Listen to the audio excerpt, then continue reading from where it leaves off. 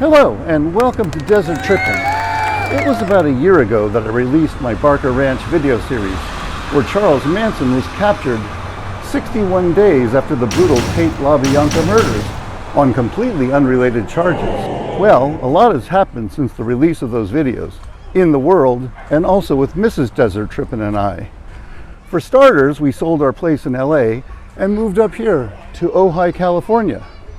Now I know Ojai isn't exactly a desert town, but I do have an interesting story about how this place has a direct connection to my Manson series. A little while ago I saw a copy of the Ojai Valley Guide, and one of the main stories was a piece written by Drew Mashburn.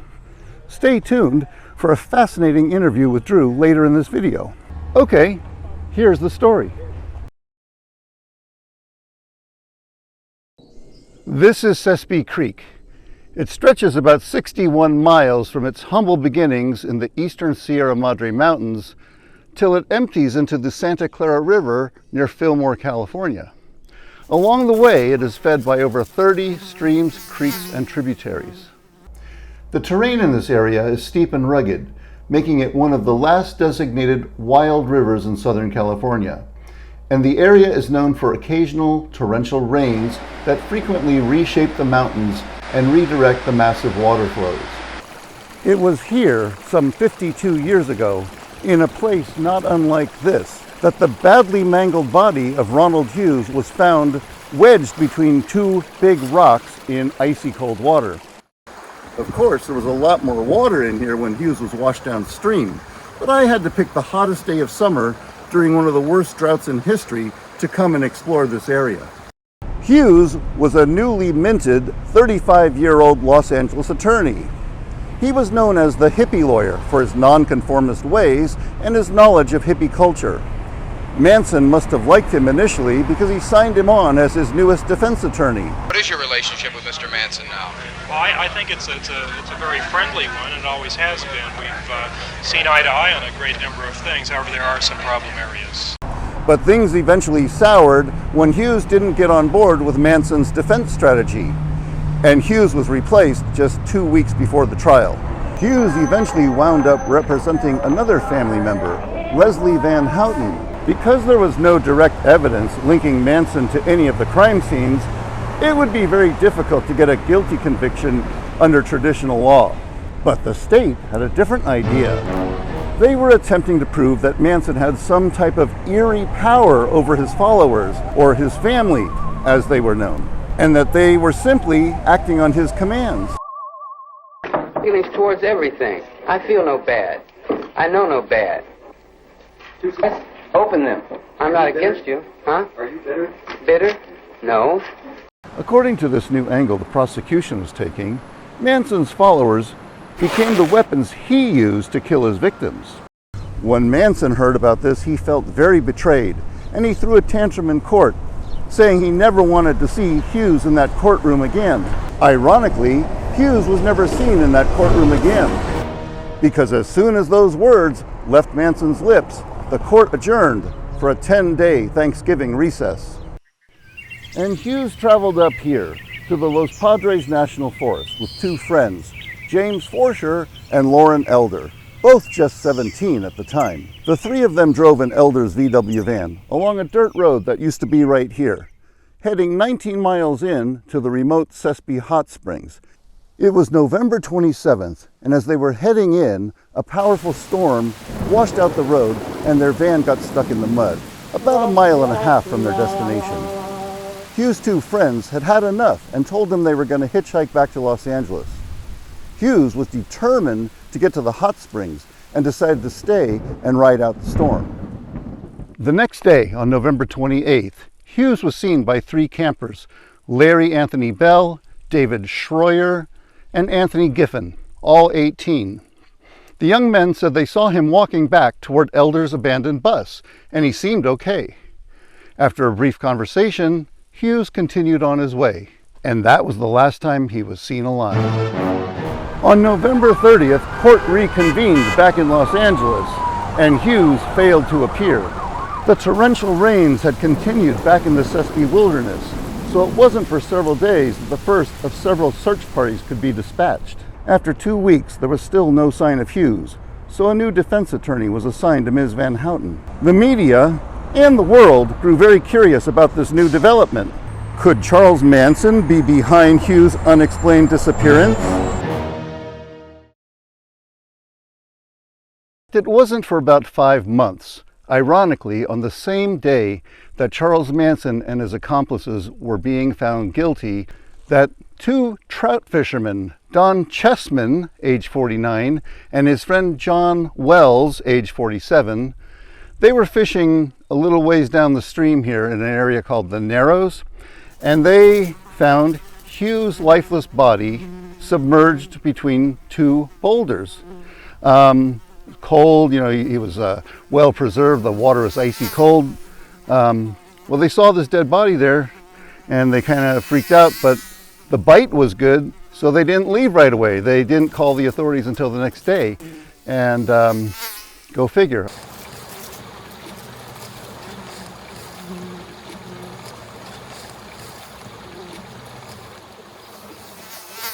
Ronald Hughes, I know you died up here a long time ago in a huge rainstorm. What were you thinking in the final moments? Were you stoned? Did you slip on a rock and hit your head on your way to the ground? Did the rushing water push you 7 miles downstream, crashing into fallen branches and smashing into giant boulders? That must have sucked. Why didn't you leave when your friends took off? I guess we'll never know the answer to those questions. But I hope your soul is at rest, at least knowing that 50 years later, people are still wondering those things. Okay, Ron. See you later. Even though the autopsy report listed Hughes' cause of death as undetermined, many people believe that Manson put a hit out on his former attorney, and that Manson's followers were responsible for Hughes' untimely death. This was a story the family itself was trying to promote.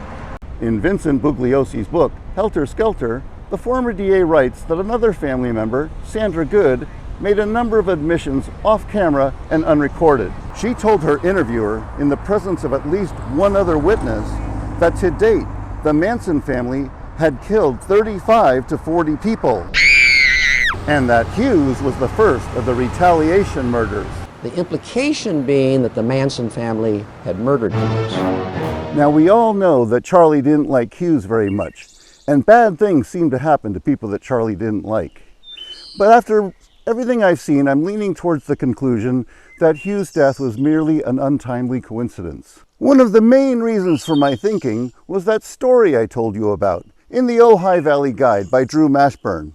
It's a story about Drew's weird encounter with 2 members of the Manson family right along this trail in the spring of 1970. Bear in mind, that was 5 months after Hughes' disappearance. Why were they up here, still trying to find Ronald Hughes? Did they think he might still be alive? And if they thought he might still be alive, wouldn't that imply that they didn't murder him in the first place? Or did they just want us to think that? After reading Drew Mashburn's article, I wanted to know more. So I reached out to him to see if he could tell us, in his own words, about his chance encounter with the Manson family over 50 years ago. Okay, people, we have with us now Mr. Drew Mashburn. Drew is a retired Ventura County Park Ranger. He was a member of the Ojai Valley Search and Rescue. He's an Ojai native, and he was a volunteer at the Ojai Valley Museum and writes for them occasionally. And his article was published in the Ojai Valley Guide, which led me to Drew. So with that, here's Mr. Drew Mashburn. Okay, Drew, here we are. Wonderful. Thank you for coming out and talking to us. Sure. First of all, your article in the Ojai Valley Guide, Meet the Mansons. You were in your 20 years old? I was 19, but just a couple of months probably short of being 20 years old, yeah. So right along this trail, trailhead where it starts, you used to be able to drive to the Sespe hot springs when they opened the gates in March. And you were here with a group of friends? I was here with 2 young ladies and my brother and 2 buddies. Yep. And you had your pickup truck? 1964 Chevy half-ton. Mm-hmm. And a motorcycle or 2? We had 2 motorcycles, right. And you guys were all prepared to have a fun day going up to the hot spring? We were actually camping for a couple of nights. And there were other people on the trail that were heading out there too? Was it pretty crowded? Yeah, this was, I think, the first weekend that it was actually opened for vehicles to drive back into the Sespe. Mm-hmm. It had been closed all winter long. And there's a few river crossings that you have to make. Believe it or not, we were in a 2-wheel drive truck, and we were able to get across all the river crossings except for one of them. And that was further in near Bear Creek? That was beyond Bear Creek. So you guys are going along, having fun. You see some cars that have already, conked out in the river. When did you run into this mysterious couple that you... There was a river crossing and at least a dozen cars, vehicles. None of them were 4-wheel drive. There was a VW van out in the middle of this wide river crossing compared to the rest of them. And there was a Mustang, Ford Mustang behind it. All these people standing around and trying to figure out how to get across. And so their cars were stuck? Yeah, they were. Yeah, about a dozen cars were waiting for these 2 to get out of the river. So it was a little mini Sespe Creek traffic jam, if you will. Exactly. And so you guys said, let's go. Yeah, we went ahead, and I just thought, man, we can get across there. We got enough people. We'll push across if we get stalled out in the middle. So first thing we did is we got the VW van out of there and the Ford Mustang. And so we took off. I was driving in my truck, and when we got out in the middle, we flooded out. Yeah. So we all got out, we pushed it, got it over to the other side, and we were hooping and hollering because we were the only, to our understanding, 2-wheel drive vehicle that had got beyond that point. Yeah. We were drying our socks out, and that's when I turned around and saw 2 individuals coming across the creek. And they kind of stood out to you as not fitting in the scene very well? There was a young lady up front that had a huge backpack on, and there was a tall, slender fellow behind her. This was March 1971. There was even to this day, there's a lot of long-haired people. This guy had hair down to just about his fanny, and he had a big backpack on too. They were coming across the river, and the river, it was actually flowing pretty swiftly. I won't say rapids, but it was pretty swift. And I got worried when I saw this young lady because the water was about booby high on her. Mm-hmm. And I thought if she got knocked over with that heavy backpack. That actually is a unit of measurement. Yeah, well, of course it is. So anyway, I thought that, she could get swept down and maybe drown with a big heavy backpack. Yeah, so at that point, I walked out and I stuck my hand out to her. And as soon as I did, I noticed an X engraved in her forehead right above her nose. I looked at the gentleman behind her, and he had the same thing. Was it fresh or was it scarred over? Gosh, this. I know. Joe, this 50 years ago. This was 51 years ago, right? So, they seemed like they were a tad reddish, but I don't think they were really super fresh. I think they were healed over. It could have just been scars. Yep. So anyway, I gave her my hand and I helped her across, and they took their backpacks off and asked for a ride. I immediately knew that they were Manson clan members. Assumed it. And, I was a young guy. I mean, I was doing what I was doing during those days. I was camping, chasing girls. You were probably a candidate for them to win over. Anyway, I just, I was into motorcycle riding, stuff like that. So I wasn't really following the Manson incident with all the murders going on and all, but I knew about it. And as soon as I saw them, I thought, hey, you got to be careful around these people. But they didn't seem like any threat. They wanted a ride, so, hey, jump on in and let's go. So the girl climbed in the front. She went ahead, sat next to me. The 2 other ladies that were with me, Jean Marie McDaniel and Heidi Summers, sat next to them. So we were 4 in the front seat. The gentleman that was with her, he went into the back of the pickup truck, and we put my motorcycle back in there, and my brother Mitch and his friend Jimmy Mitchell jumped in the back of the pickup truck too, and my friend Mike Payton led the way with his motorcycle. So off you go. You got So off we go, heading for the 10 Sespe more Hot miles Springs. ahead of clear road. Yeah. Yep. Now, while you're driving, you said that, I think in the article you said that she told you she was there looking for her boyfriend. Well, as we were going, I had heard that Manson's attorney was missing back in there, and I hadn't even really thought about it until we met these two people. And she brought it up as we were going along that the reason why they were there was that she was looking for Ronald Hughes, the attorney, and she claimed that she was his girlfriend, Okay. which blew me away. Yeah. I thought, but she seemed very cognizant, seemed like she was all there, didn't seem like a weirdo at all. Very Yeah. friendly, pretty young lady, if you like X's on foreheads. Yeah. Yeah. But she was very pleasant, very cheerful, chatty. And but I can't explain it. As we went along farther and farther, she just seemed sort of, though she was friendly, she was kind of an odd chick, and I don't know how to explain that. Her story didn't add up. You weren't sure why he would be her boyfriend? Or? Exactly, So anyway, they claimed that they were back in there looking for him, and I think she probably could have picked somebody else to go back in there. I swear that the gent that was with her, he barely spoke at all. Oh, he barely spoke. I mean, when he did, it was like an effort. It was just, I don't know. I can't remember a word he said. No connection, no human connection. Yes, right. So you got these two in your car, in your truck, and you said they wanted to camp with you, and you kind of.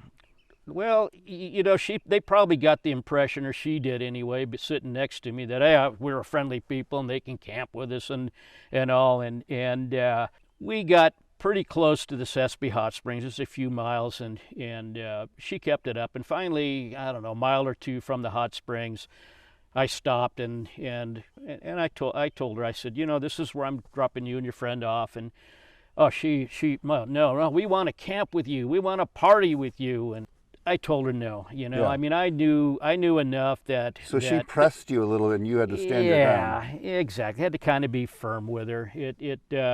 She was a friendly gal, and I didn't feel any threat from either one of them. But yeah. Who knows when you're talking with the Manson clan? So what's your last fleeting image of them? Was it her walking out of the car? Did you look in your mirror at them as you drove away? Do you remember? Gosh. Yeah, I remember the other girls got out, and she got out, and they grabbed their backpacks out of the back of the pickup truck, and just off we drove to the Sespe, and there they were, and yeah. I probably saw them in the rearview mirror. Yeah, I don't know.